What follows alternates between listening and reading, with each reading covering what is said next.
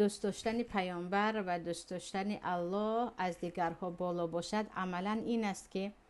وقتی که کاری که الله و پیامبر به تو امر کرد، هر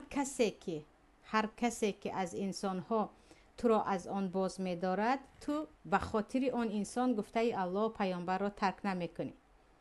مثلا درباره نماز یا درباره سطر باشد، یا مثلا الله خیانت را بد می بیند.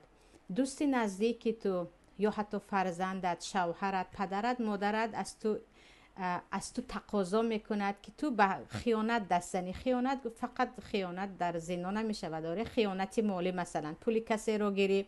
یا چیزی کسی رو ندهی، تو میگویی نه، گفته الله از او بالاتر است، گفته پیامبر از شما بالاتر میستد، من اصلا به خاطر شما امر پیامبرم را زیر پا نمیکنم، من اصلا به خاطر شما گفته الله را پایان نمیمانم.